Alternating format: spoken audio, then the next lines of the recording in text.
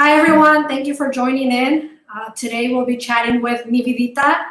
Nivedita started running half marathons back in 2010 and gradually progressed to a full marathon in 2012. She has successfully completed 2 of the world majors, Boston and Berlin.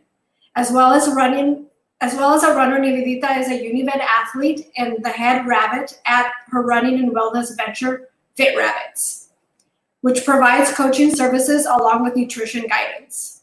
She started this venture to encourage and help people discover their ultimate fitness potentials. She lives in Delhi with her husband and Pooh, her adorable beagle. Today, we'll be speaking with her on the importance of recovery nutrition, and she'll be sharing some of her favorite recipes. So welcome, Nivedita. Hello. Hello. Hey. Good to see you. Good to see you too. How are you guys holding up in the lockdown? We're doing okay. I think the best that we can. Hanging in there. How are you doing? I see that you've been doing a lot of live sessions with some workouts.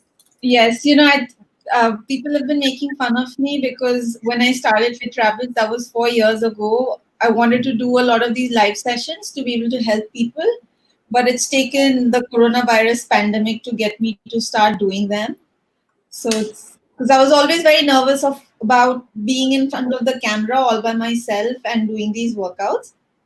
So it's been a good skill to have finally learned, and get past that confidence barrier. That's great. I think it's a great opportunity. It's definitely pushing us out of our comfort zone. So it's great that we're finding new ways to do things that we love. Yeah. Some of the stuff that you've been doing is pretty hardcore. I remember I finished a run a couple of days ago and I was just lazing around on the couch, browsing through Instagram, and you had one of your sessions on. So I popped in and I was like, maybe I should, put in a second training session for the day because it was afternoon and I'd run in the morning. Yeah. And I joined you for about, I think I lasted maybe like 12 minutes and I was like, that's it, I'm done. This is pretty hardcore. So, yeah. But that's good feedback. So, I think the sessions are fairly intense, mainly because, I'm going on the premise that people are not getting their workouts and they have to get their heart rate up. And I'm only doing the high intensity workout only once a week, so it's my way of sort of giving back and getting people to sort of burn those calories that they're just sitting and eating. No, I think it's a lifesaver because, a lot of people went through this small, slight depression, like, okay, how are we going to run? What are we going to do?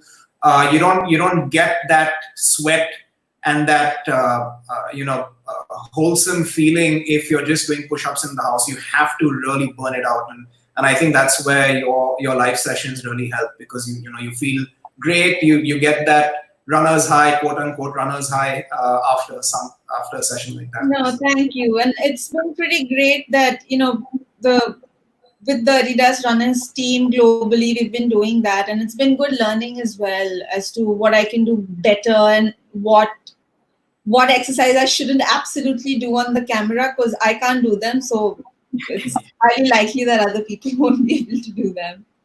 It's been good learning. So thank you for appreciating that. No, thank you for sharing your time as well. So we'll get right into some of the questions that we have for you. The first thing is, how did you get into sports, specifically running? If you can tell us a little bit about that. So I think I come from a very small town in Jharkhand. For all of us that follow Bollywood, we'll know Jhumri Tilaiya. And, yes, I am from there. So we didn't really have much, growing up. We'd always either play cricket or just run around. I was lucky to grow up in a farmhouse sort of a setting. So there was a lot of space to do active things. And then I went to boarding school in Mussoorie in 8th grade. So I was 13 years old. And there in boarding school, sport is a big part of your day. In the morning, you wake up, you have to play some sort of sport. And then again in the evening, before dinner or studies, you had to do that. And it was just interesting. The second or the third day, there was some athletic tryouts. And so I ended up running a 400 meters, and I ran it really well. And I discovered that, hey, I can run and I can run pretty well. So most of my school career, I did 800 meters, 400 meters, 1500 meters. And then in 11th and 12th grade, I started doing 3Ks and 5Ks. So, sport was then, part of being part of the school team and then the district team. And then for the state of Uttarakhand, I, did 800 meters 1 year, I think. But so that was a part of life. And then I went into college, and my dad actually was like, you can't be running all the time, and you have to focus on your future, and what are you going to do? You can't become a professional runner. You're not that good. And everyone needs that reality check. And what ended up happening was that I started focusing on my studies. And then I took an international transfer from the University of Delhi to the university at Albany in upstate New York. Okay. And I was just falling apart with just coursework. I was working out a little bit, but not enough. And so both of you know that my uncle, my father's brother, has been a defining sort of a role model for me. And he sort of sat me down over one of the breaks, and he's like, why aren't you running? You used to enjoy it. Just do that. I'm like, but there's no time. He's like, just make time. And so he encouraged me to do that. And I went right back into, running 5Ks and 10Ks, went up to about 15K, so about 10 miles while I was in college. And I started running with some of the members from the track team who I used to tutor. So it was, I wasn't good, but it was just good to get my sanity back. And so I continued, and then 2009, the recession happened. I had to come back to India. And then I decided, okay, I need to challenge myself so that I don't go into a downward spiral of, laziness and just not feeling confident, just being depressed. And I decided I'm going to run a half marathon in 2010. So that's where it actually really started, where I felt, I really enjoyed it. I made a few friends, which was great. Being back in the city and not having enough friends and things like that. So that was good. And then, so here I am now. Was your first half marathon the Delhi half marathon? Yeah, it was. And I set a goal that I'm going to finish it, faster than 2 hours, 15 minutes. And I ended up finishing it 2 hours, 10 minutes, I think. I was super proud of myself. Yeah, that's great. And you've ran the half Airtel Delhi Marathon more than once now. How was it different from then how it is now? Is there a major difference? You mean in the event organization? And just in as the a race, whole, I guess. atmosphere, organization. Oh yeah, huge transformation. This is actually a conversation I was having with some of my running buddies. When I was running here in Delhi, I used to be one of the few women that ran. I used to take an auto rickshaw at 5:30 in the morning from the place I live to the Chanakya Puri Nehru Park area, which is basically the central Delhi. And people used to think I was crazy because most of the people I used to run with were men. And then they started offering to pick me and drop me because they were like, you're crazy. It's not safe to be doing that. And now it's amazing to see so many women out there running. And I think that's been 10 years now. And there's been a massive transformation in the number of women and a lot of, not mixed age groups. It's not just young women. It's not just, older women. It's a mixed group of women that are running various distances. And I think that's incredible. Women aside, the number of people, I think they had about 20,000 people run it this past year.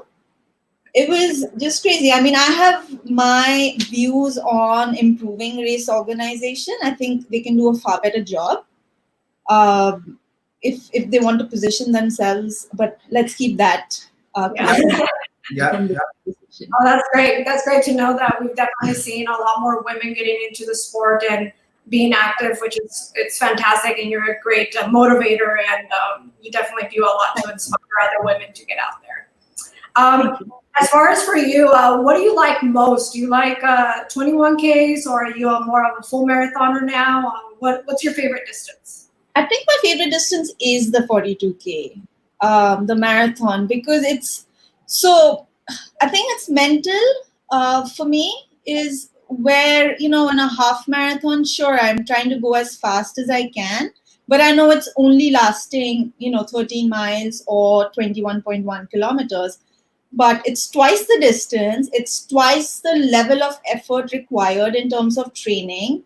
You have to not just train, but also focus on the recovery, the sleep, the strength training, what you're eating, when you're eating, what you're drinking, when you're drinking, how much sleep you're getting. And for me, it's more challenging because, as a full-time running coach now, I'm also coaching people individually, right? So my days may begin super early and still end really late at night in case I missed a strength training session. So I like that challenge now. I feel like it's become more a part of my life. So I think I enjoy the marathon distance more. Sorry, a very long answer, but... No, that's great. I think you touched upon some great points there, that it does require a lot more dedication than a half marathon. And one of the other points that you touched upon was the fact that you have to focus on sleep and recovery. And that's what we're here to talk about today. Do you feel that runners give recovery the importance that it needs? Can you tell us why recovery is important? Sure. The answer to your first question is no. I think we don't give recovery enough importance, whether it is, doing the workouts that we should be doing, whether it is eating the right amount of food at the right frequency, and water and, electrolytes is a big, we've had multiple discussions on that front. Why is because runners run, mostly on glycogen, right? And glycogen is what? Carbohydrates. And, like you end up burning up to, 2,400 calories if you're, running, say, a 32 to 35K. And if you don't refuel within, the first 3 hours, like they say, you end up going into an area where your body is not going to recover in time before your next workout, whether it's an easy workout or a hard workout, right? And add to that the electrolytes. 2% dehydration in your body can lead to, blackouts, for example. And that's a scary statistic, right? And in India, which is a hotter country, especially in the summer and the monsoons, the humidity levels are so high. If you're only drinking water, you're putting your body at risk. And, I actually have a friend who passed out at a run, but luckily he was running with a group and could be rushed to a hospital. But it was a big learning experience for all of us, right? To see someone just, black out, just fall, not respond to anything, and then be taken to the hospital. That was scary. I have had hypon. I can't say it suddenly. That I have, I go through these phases where I can't say certain words. But in races, because I've only been drinking water and I'm not taking enough electrolytes in. So the recovery piece is not just restricted to what you're eating, but also sleeping. I feel like, as runners, we wake up really early in the morning in India to get a run done. Then we rush to work without maybe paying attention to that nutrition piece. And then we're at work, maybe not drinking enough water or staying hydrated or getting enough calories in to our body that are required. And then going to sleep maybe really late because you want to come back home from work, unwind, maybe watch some TV or whatever. But you're not getting that 7 to 8 hours of sleep, which again, diminishes your recovery time. Yeah, absolutely. It's really interesting. You spoke about, glycogen depletion, also electrolyte depletion. How has you're one of the few people that we've spoken to who's progressed from a very early age with 200 and 400 meters, 800 meters, and then moving on to the half. And now you say the full is your preferred distance. How has in-race nutrition evolved and changed for you? And, do you see a difference in going with, if you went with one in-race nutrition strategy versus another, do you see a difference in how you recover after the race or after the training run? Maybe if we can. Yeah, absolutely. So, the one thing that I realized, I read quite a lot. And ever since I've been wearing this coaching hat, I've been reading a lot more about, nutrition for athletes. And this book I was reading that was looking specifically at women athletes, and there isn't enough research done.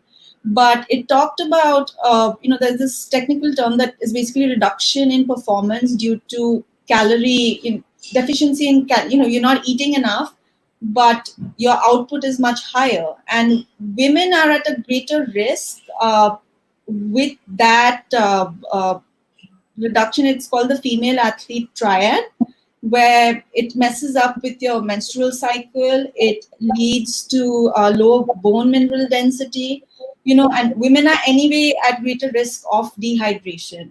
So for me, when I started out, I didn't know this stuff. I would often do my 21 to 22K runs just on water, and maybe just take one gel. And gels were hard to get back in 2010. I didn't know about Unived. Did you guys start in 2010? We started in 2010, but we only launched gels, I think 2015. At the end of 2000. Yeah, I remember 2015 was when I got my first Unived gels. But before that, I was importing everything from America, relying on friends to get them. And so obviously that during race, I would hatch my gels for my races. I wasn't using them for training, and I wasn't eating or drinking anything during my training. And then I realized that, okay, I'm not eating enough to be recovering, and for my training to sort of, take a positive sort of a curve, because I'm running, coming back, showering, going to work, eating at work, and I've just missed that entire window of the first 3 hours and the first 30 minutes where your body is most able to get the maximum amount of glycogen in your body, right? So I've learned a lot. Right now, for example, I take again, it's very individual, right? A lot of people take a gel before their races begin.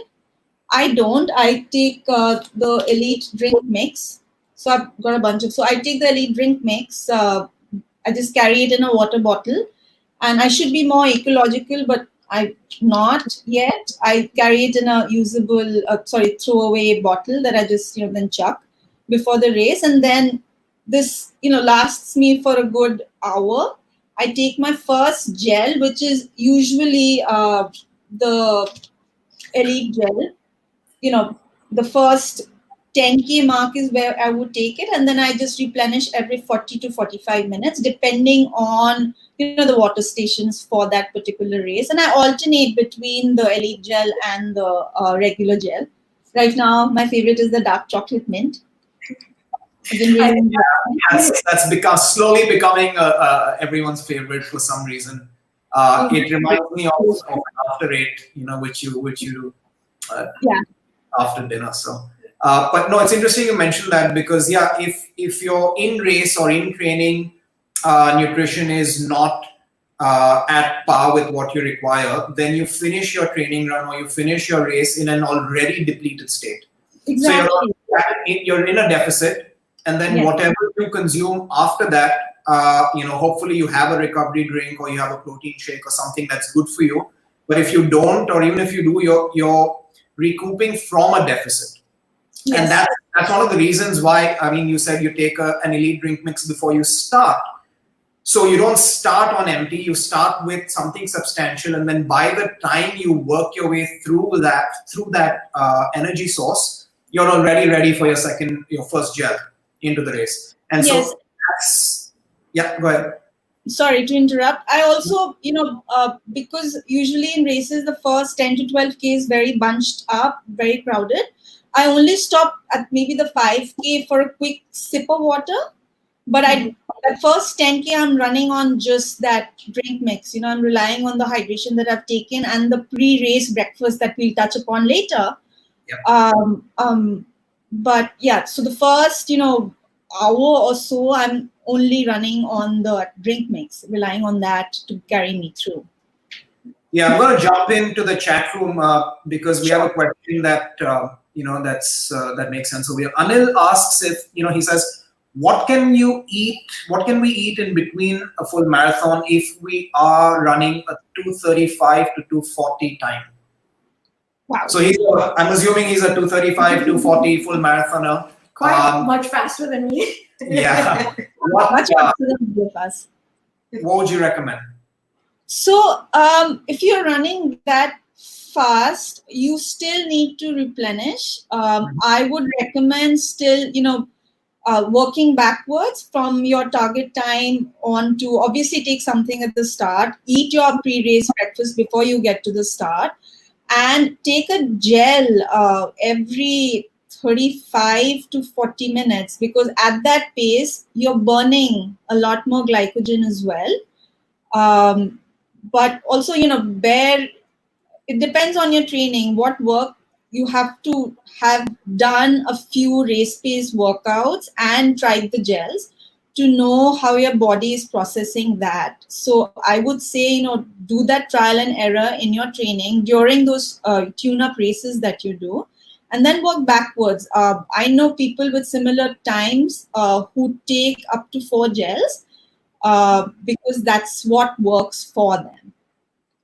No, that's great advice. I think definitely trying out your fueling strategy before your major race or your race that's coming up definitely allows you to experiment and really understand your body and what your body needs, especially if you're running at that fast pace. You might be taking gels at a much faster time than somebody who's running at a slower pace. Yeah, he's probably burning through his energy sources really fast. So maybe every 30 minutes would be suitable. I'm just gonna sidestep here. There's a lot of questions that are coming through on Facebook.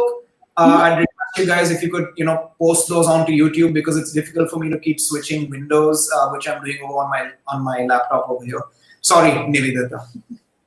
So I think I can see some of them. I think my friend was asking about how crucial is post-workout meal? How big does it have to be? My appetite does not kick in for 2 hours after a run. Okay, so this is a similar problem that I also face. I am not hungry for the first 2 to 3 hours after a long run, and right after a race, I'm not hungry at all until the next morning. It's just the adrenaline that kicks in. But what works for me is 2 things really. Number one is I try to consume carbs and protein in the form of liquid.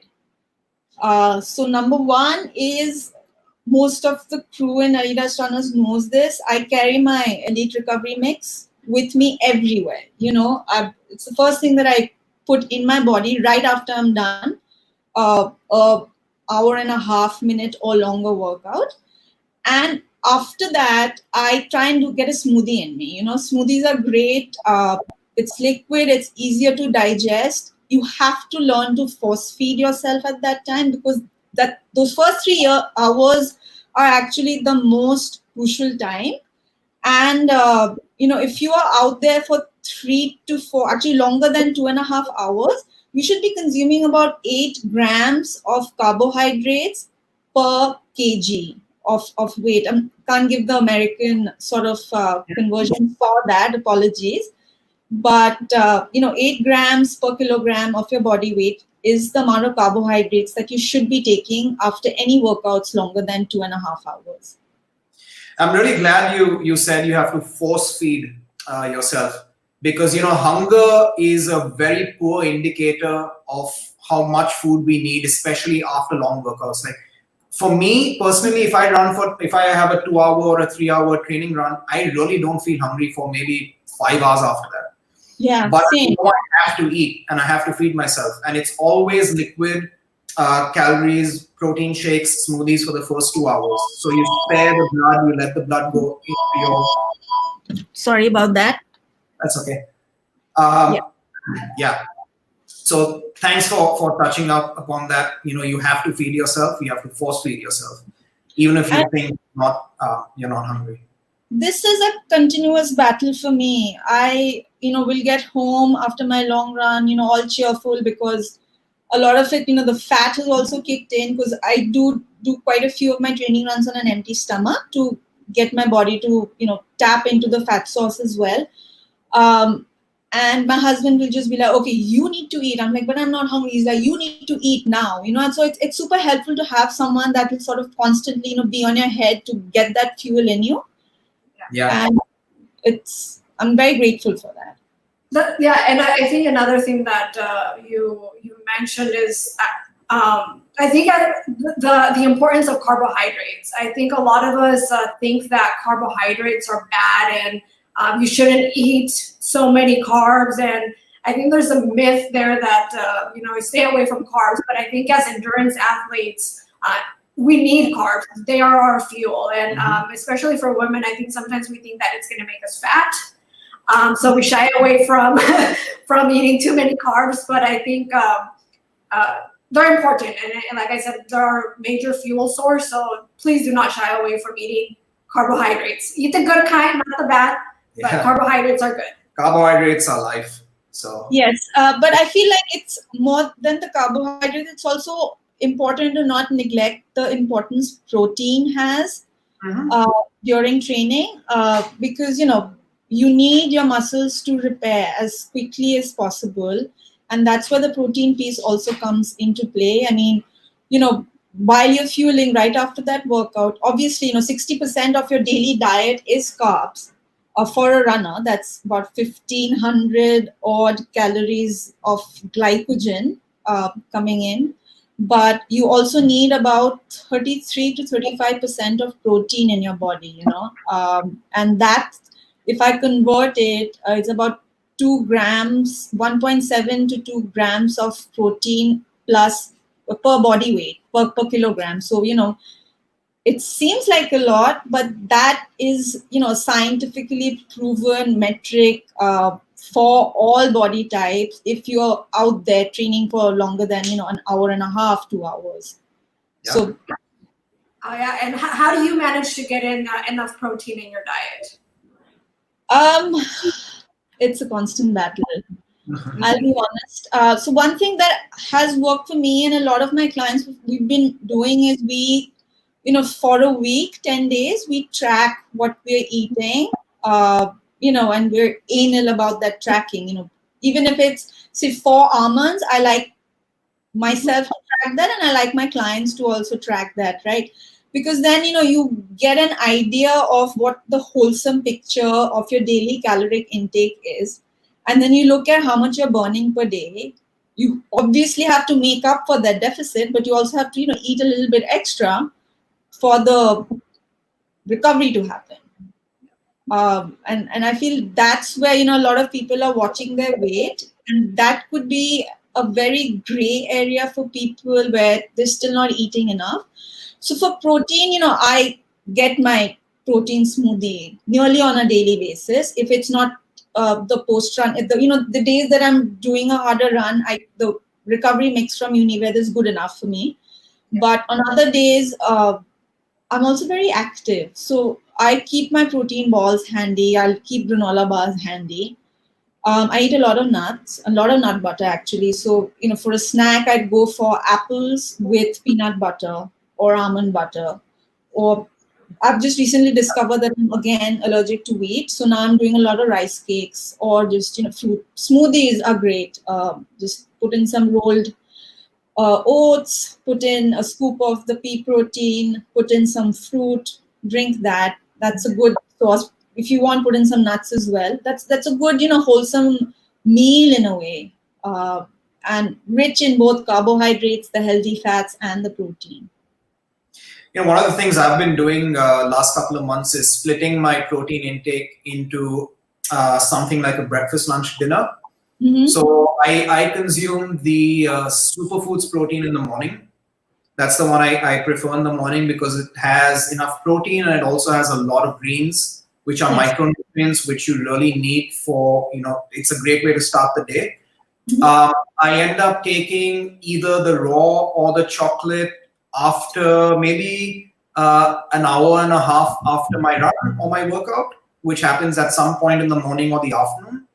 And then at night, before going to bed, I will take another protein shake with maybe some salt capsules or some magnesium, because even though I'm not running at night, I still make sure I consume salt capsules 2 to 3 times a week, just so that my salt iron balance, it dramatically improves my sleep. I sleep like a baby when I consume that, and then I'm so fresh in the morning for my run.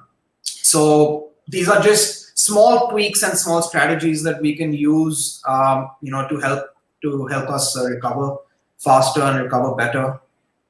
I'm glad you mentioned the electrolyte, the salt caps. I forgot to mention it. I take it, every time I have to wake up in the morning for a client session or for my own run. I take it the night before. Just one, I take the omega-3 capsules.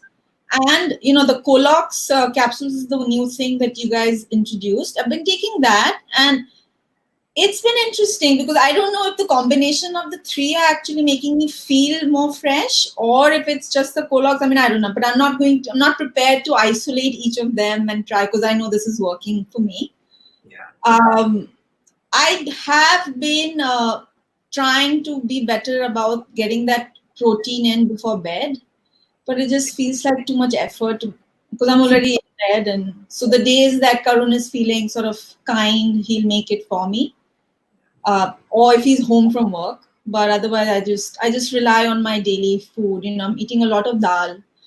I eat a lot of vegetables. So hoping That's that. I think that's really important. Yeah, a variety in fruits and vegetables and a well balanced diet. We have another question from Sravant. He says, I've been vegan for the last 8 months. I trained for and ran Malnad Ultra 50K.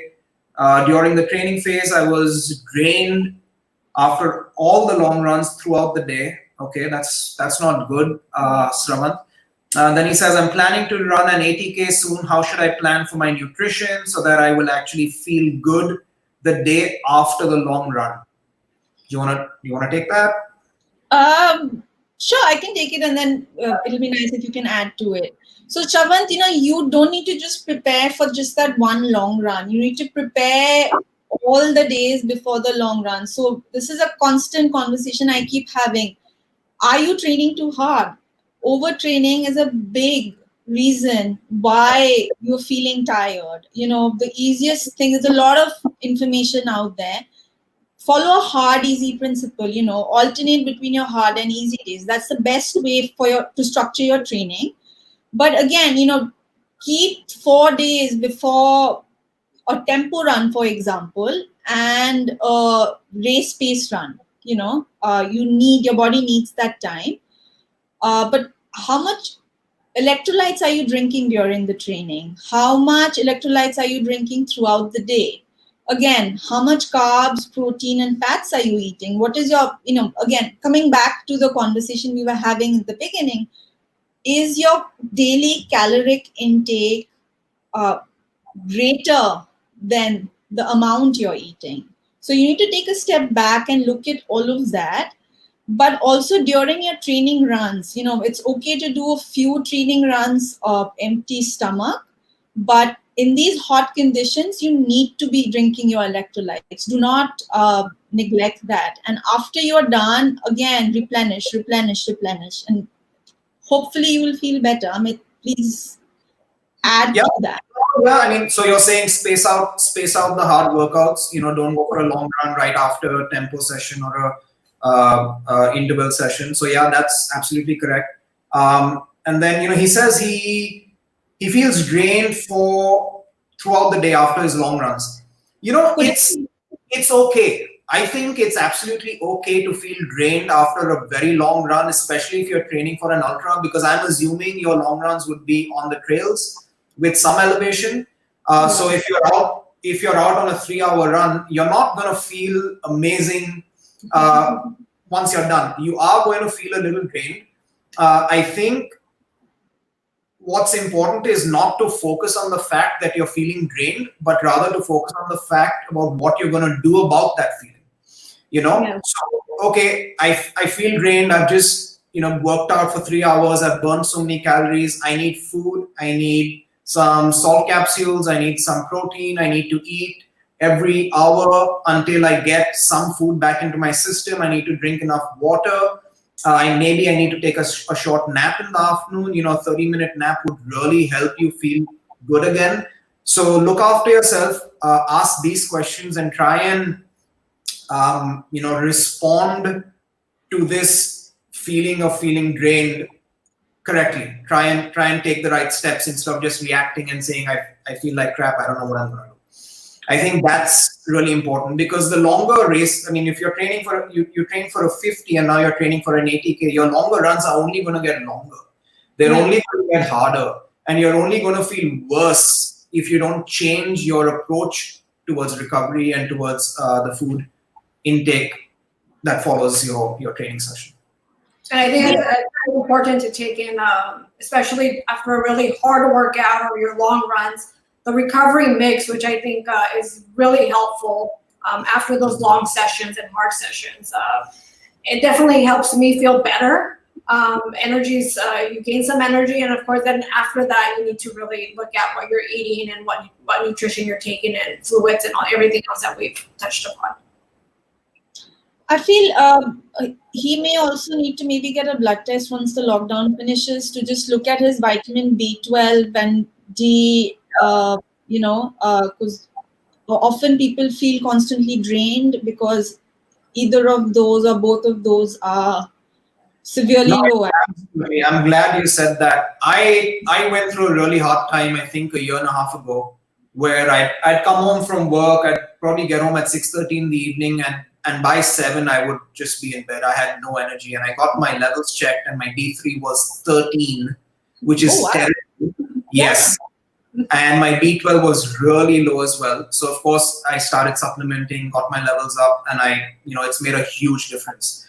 And I think that sort of takes us into the next question that we have. Apart from protein, apart from carbohydrates and food, are there certain vitamins, are there certain minerals that are required or that you take or that your trainees take regularly to help them keep levels up, to help them recover better? Absolutely.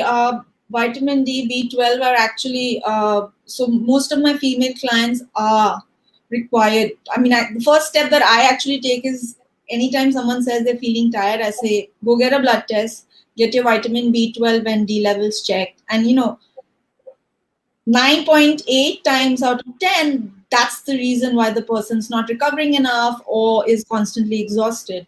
So, I take the vitamin B12 D3 capsule that Unived has, and I also take a vitamin C on a daily basis, because obviously, when you're training so hard, your body's immunity levels go down. And for me, I may not be training that hard, but my days can get really physically strenuous.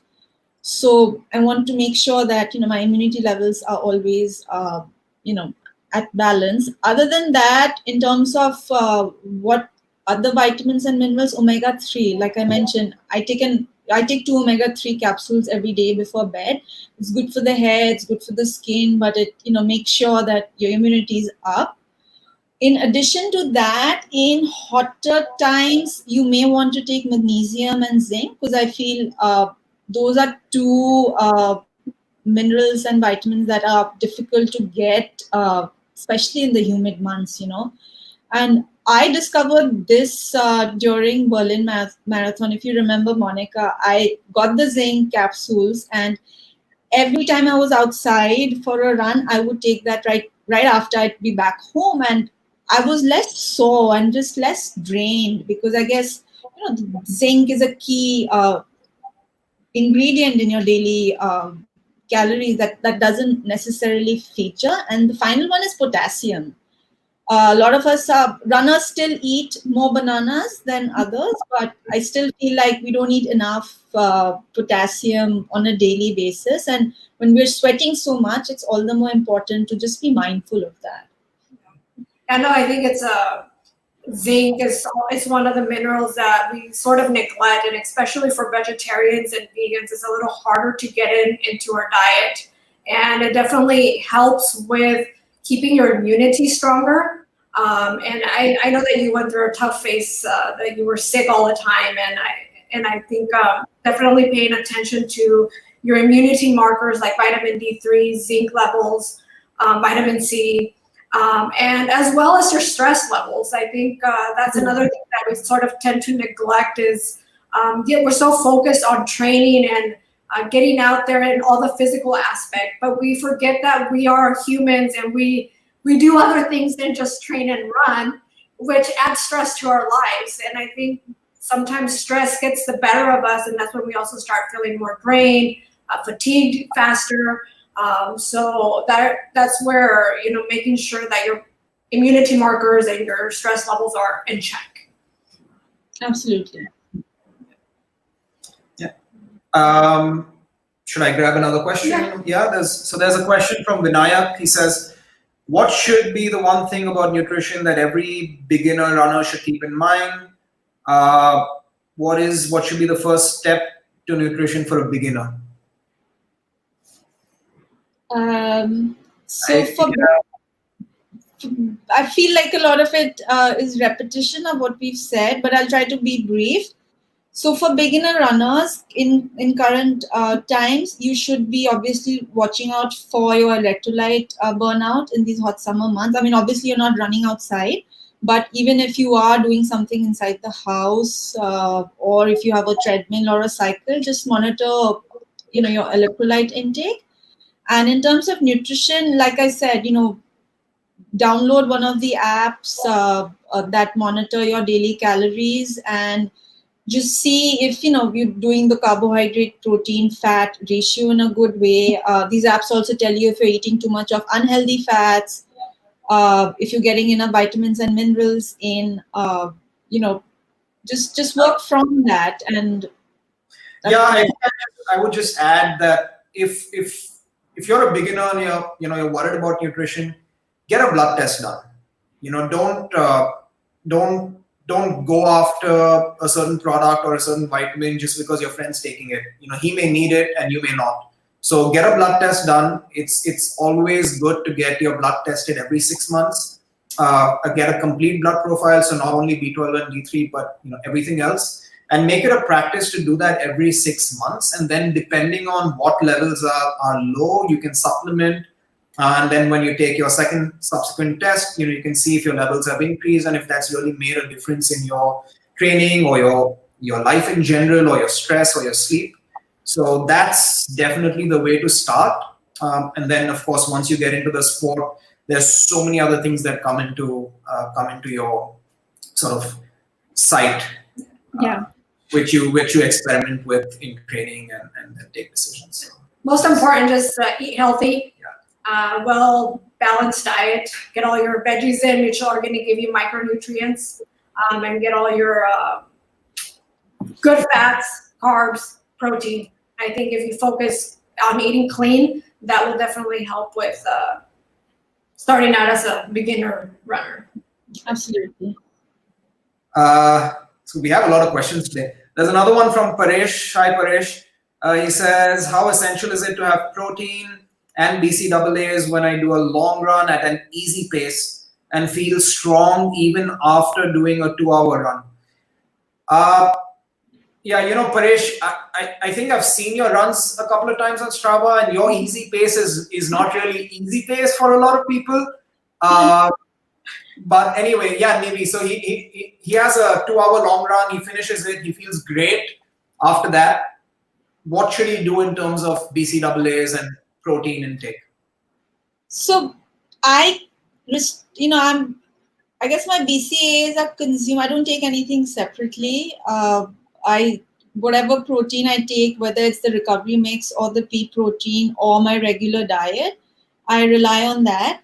But if you're still feeling strong after the run, you need to plan for the future runs, right? You need to make sure you're recovered from the run. And while you may be feeling good, as a result of having had a good run, you still want to make sure that you're next few runs are good. And for that, you need to make sure your diet is well balanced, and therefore your protein intake should meet the daily requirements of a regular long distance runner. Yep, absolutely. And just to add, if you're feeling great after a long run, that is an indicator of how fit you are and how far you've reached in your training cycle. So that's great if you feel good because you're really fit, your running economy is really good. But that is not a good indicator of whether you should consume more protein or less protein. It's not that, oh, I feel like crap after my long run, I need twice the amount of protein as I do when I feel good after a long run. No, that's not true. You need your protein intake depends on your body weight and then how you've planned your carb and protein ratio. It's irrespective whether you feel good or you feel bad after a run. So always aim for, like Nili said, maybe 1.8 to 2 grams of protein per kg, and space it out. Don't consume it all at once. Take a little bit after your run, take a little bit in the afternoon, take a little bit in the early evening, late evening, however you want. But if you can consume your protein in maybe 3, 4, or 5 servings throughout the day, that is the most beneficial way to consume. Absolutely. Great. We'll follow up with our, since the talk is also on recipes, we all love food. What are some good, fun foods that you've cooked and that really help you with your recovery needs? So I'm going to start a little backwards. I'm going to start with my dinner inventions and then move to breakfast. So as you know, I've been consciously trying to keep my non-vegetarian intake to, 1 or 2 meals in a week, which is, as you know, big shift from what I was doing earlier. And, so I had to get creative with, because I didn't want to eat dal and chawal every day. I came up with this Moong Dal Burger. So, I just either boil the moong beans or keep them overnight till they sprout, and then just make a burger out of it. What I add is, onions, garlic, some cumin. Cumin is jeera, dhania, and just sort of, fry the onions, the tomatoes, the garlic, and let it cool. And then in comes a food processor. I add the moong beans, whether they're boiled or sprouted, it doesn't matter. Depends on how much time you have and how much you want to plan your meals. And then I add the tomato onion paste and make these, patties. And then I just quickly on some olive oil or some butter or ghee or whatever suits a person's taste. You just, put it on a tawa, just grill it lightly, and eat it with some tomatoes, lettuce, mustard if you want, some green chutney if you like. I've really enjoyed that. Burger buns? And the buns. So the buns, now that I am gluten-free, I guess I'm going to be eating that with rice cakes or something. I don't know, maybe just a helping of rice or cornbread or something. You might be able to find some gluten-free buns somewhere. Or maybe that's your next recipe. Maybe you'll make your own. My own. Yeah. Yes. That sounds really good. You could also put that in a lettuce wrap. Yeah, the lettuce wrap could be. So Karun's not eating as much carbs as me, so he usually just does it with lettuce and piles it up with vegetables. Yeah. Or just potato mash. That could work as well. Sounds delicious. And then the number 2 is either a lunch or a dinner, and that's a pasta. I mean, love pasta. Can't go wrong with that. There's enough gluten-free variations for people like me who are not eating wheat. But again, doesn't need much planning. All you need is a bunch of tomatoes. If you don't have canned tomatoes, I tend to keep a lot of canned tomatoes because sometimes I come home from work and I'm in a rush to get that food inside me. And again, chop some onions, chop some garlic. I like lots of garlic. I like basil and parsley also. I like to keep fresh leaves. You'll see a pattern here. I like to eat a lot of fresh leaves and a lot of, fresh veggies and things like that. But yeah, just lots of olive oil. You saute the onions, the garlic, and add a bay leaf if you want to make it spicy. I like it mildly spicy, so I add paprika and black pepper. and just saute that. Add the tomatoes, add your herbs, let that simmer, on low medium I'm very heat. hungry, maybe. I'm very hungry too. I don't know what's on the menu today, but I, That I sounds really like good, though. just, Yeah. just the tomatoes and the pasta, but you can also go, more crazy with it. Add broccoli if you want, add zucchini, add green beans, add carrots. That's great source of all the necessary, carbs, protein, the necessary vitamins, minerals that you need. So that's tasty. Yeah. Then I eat pasta maybe twice or thrice a week. I eat a lot of pasta just because it's Yeah. easy to make. Yeah. And those are the days when it's my turn to cook. Because right now at home we are taking turns to cook. Nice. Very nice. Then coming into snack and or breakfast. So protein balls. I actually haven't. I'm usually just in a rush to make them, and they're super easy, right? You don't need to do any baking. So all I do is a cup of rolled oats. I'm gonna actually try and maybe post these on my Instagram, or maybe if you guys want to post it, just send you screenshots. And I take a scoop of the pea protein. I add about half a cup of some sort of a nut butter, whether it's peanut butter or almond butter. I've been liking almond butter more and more. So right now it's almond butter and some honey. I mix it up. Just mix it up. Spoon may not be enough because it's very crumbly. So you just sort of knead it with your hands and make little balls and just keep it in the fridge. I tend to be on the run early in the morning. So I just, take a bunch with me, or in the evening when I'm going for my, kids coaching classes. I just carry a bunch with me and just keep popping 2 or 3 in my mouth when on the way there while driving. So, but it's good because again, good source of carbs and protein and the healthy fats. This definitely sounds very good and easy to do and very convenient, especially if you're on the run and don't have a lot of time to grab a good snack. Yeah, and it's meets vegetarian needs, meets non-vegetarian needs. Doesn't take as much time as frying an egg and then getting toast. That's too much work. Then my final one, which is also my standard pre-race breakfast, is overnight soaked oats. And when I say pre-race, I mean marathons. Because when I'm racing a half marathon, I don't tend to eat that much. I probably just grab a croissant, some orange juice, and a banana, and that seems to be enough for me to be running a half marathon. But overnight soaked oats is my favorite breakfast. I mean, it's just because you're planning the night before, you're not in a rush. Yeah, he's been making some really interesting. Yeah, it's become my new favorite. So overnight soaked oats in the cocoa turmeric. Nice. Then I throw in some banana in the morning. And I usually prepare. So I'm going to prepare that tonight because I have a 20K tomorrow. So that's my breakfast after my long runs and after my hard workout. Same. So yeah, I need to try the cocoa turmeric one. I usually keep it very simple, just oats. I mix some sort of milk, but even if I don't want milk, I just put water. It seems to work just fine. I add in some chia seeds as well, and some cinnamon sometimes, and just a dash of cinnamon. And I let my almonds or my cashews, some sort of nut, just soak overnight with it, because in the morning I'm not going to remember in my groggy state. Because I usually carry it with me, keep it in the car to eat while I'm driving back home from my runs or from my classes or whatever else. And yeah, frozen berries can be added in the morning. It's super easy to make, and it's just so wholesome in terms of nutrients. Yeah, it's good stuff.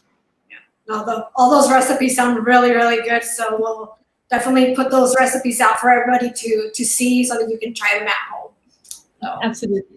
Yeah, now my belly is telling me it's dinner time. It is almost dinner time. Before we let you go, we have a quick fire round with you. Sure. So, yeah. Okay. So, do you want to go? Yeah. Okay. Cocoa turmeric or creamy vanilla? Cocoa turmeric. Is it? Okay. Rabbits or dogs? Both. What? That's not fair. Well, I had rabbits and dogs as pets growing up, so I sort of have, I like all animals. Yeah. Maybe dogs because of fur. Okay. A full or a half? A full. Full. Yeah, I guess that. Mountains or beaches? Right now, beaches, because I was all set to go to Goa for a holiday. That did not happen. Yeah. And then I think you're gonna find this last one really tough. Yeah. Okay. You ready? I am ready. Yeah. Wine or whiskey? Ooh, that is a difficult one. Yeah. I think I'm gonna go with whiskey. Okay, I'll make it easy for you. What's on the menu for tonight? Wine or whiskey? I know that I see your cocktail. Wine, but so I feel like I tend to drink more wine in this. Actually, that's not true. Right now, I'm drinking wine because I went through a period where I didn't have enough wine in the house, and now I do. So I'm gonna pick wine, but I tend to, if I'm not drinking wine, it's usually whiskey because we tend to get some good whiskey from travels and people know we like good whiskey, so we tend to have good whiskey, and it's not much effort. Just need a glass and the bottle. Yeah. Well, the same for wine, but you have to chill it, right? I mean, you have to remember to chill it, and that's extra effort. Yeah. Well, I knew that some of those would be a little difficult, so Yeah. wanted to throw a curveball at you. But thank you so much, Nivi. It's been a pleasure speaking to you about nutrition. And can you leave us with your final thoughts, a mantra or anything that you would like to tell the audience? Yes, eat enough food. Don't be, paranoid about gaining back the weight that you may have lost.